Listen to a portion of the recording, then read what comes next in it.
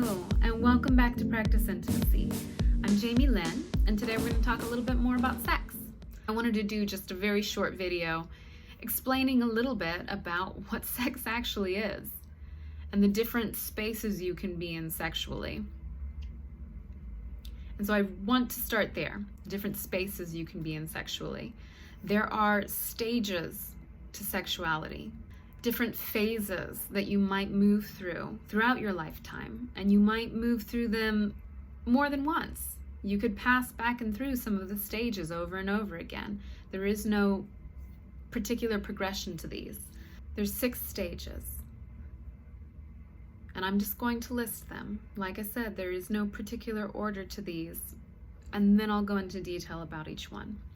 The 6 stages are asexual or sensual, curious, exploring, healing, resting, transformational. So with the first one, asexual or sensual, we all actually start in this one. From the time we are in the womb till we are little ones out in the world putting our hands down our pants or pulling up our skirts in public. Children are not sexual. They have no concept of doing sexual things with another being. However, they are sensual. It still feels good to be touched. Connection with another human might include some kind of physical exchange. So with their friends, it might look like play and roughhousing. With their siblings or their mom or their dad, it might look like cuddling. Children are sensual, but asexual. They don't have a sexual interest. And that could continue at any age. People of any age could have no interest in intercourse or oral sex or any sort of sexual, explicitly sexual play. But they might still be interested in touch and cuddling and physical connection. That's one potential phase. And you can move in and out of it. Asexual, sometimes I call this one sensual. The second one is curiosity. Feeling curious and interested in something sexual. And for me, like the very first curiosity is just, what is sex? And then after discovering what sex is, most people move into, okay, so then what's available for me and my particular interests? Whether I'm interested in men, women, people who don't identify with either of the genders, and what would sex look like with each one of these people? What if there's an interest in kink or particular clothing? Curiosity is beginning to gather the information about all of these different possible things you might do sexually.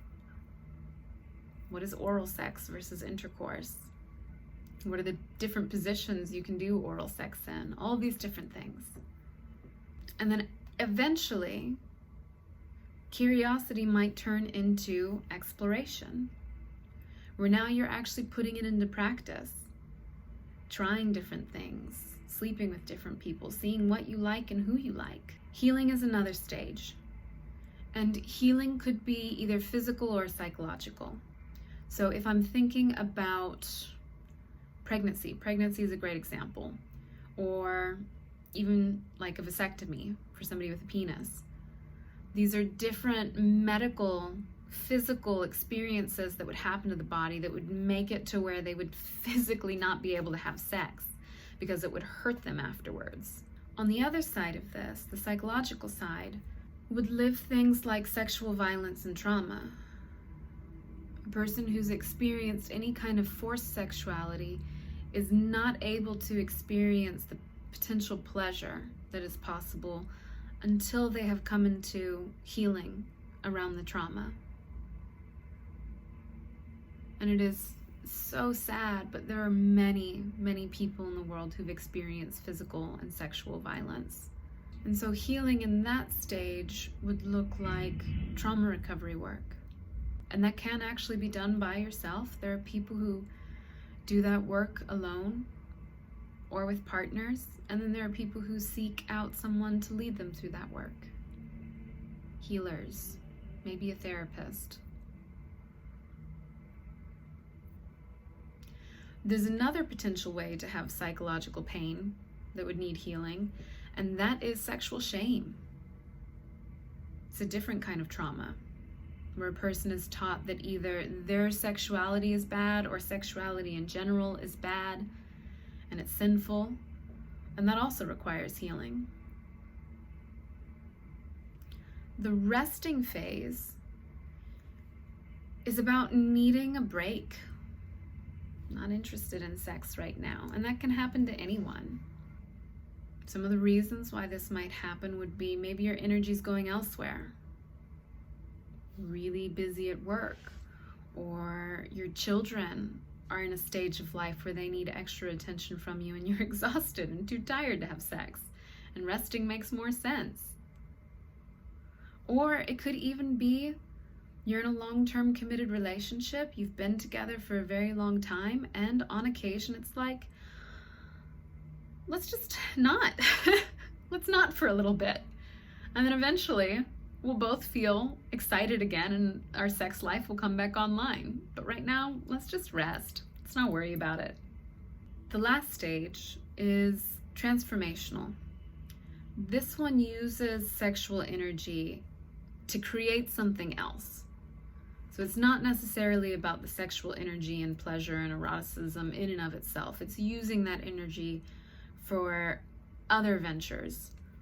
And the spaces where this comes to mind immediately would be any kind of sexual meditation practices where people are using sexuality as a way to connect to themselves more deeply, connect to their partners more deeply. There have been so many cultures throughout history that use sexuality as a means to reach some kind of spiritual enlightenment experience. You could also use sexual energy in art. It's another way to transform that particular energy, whether it moves into poetry, painting, dance. I'm thinking of tango now. But creating sensual and sexual turn on and using that in another space in life, transforming it. And there is no hierarchy between these different stages. One is not better or worse than another. You're not trying to get to one because it is the best. Transformational is not better in some way than curious or resting or healing. They are all equal. They are all valuable. They are also not linear. So there's no hierarchy and there's no particular pattern through which you'll go through these phases. Just depending on where you're at in life and what's going on for you sexually, you'll move through the different stages at different times. And allowing yourself to make space for whatever is, letting yourself be open to what gifts may come out of that particular experience, is one of the best things you can do for yourself, your sex life, and your relationships. If you like this video, hit the like button and subscribe to my channel because there will be more information like this. And if you have questions, please ask them in the comments because your feedback helps me. It gives me direction and a sense of what you're wanting. So anytime you feel like sharing a question, a thought, a concern, I'm open to it. And I'm looking forward to talking to you more. Bye for now.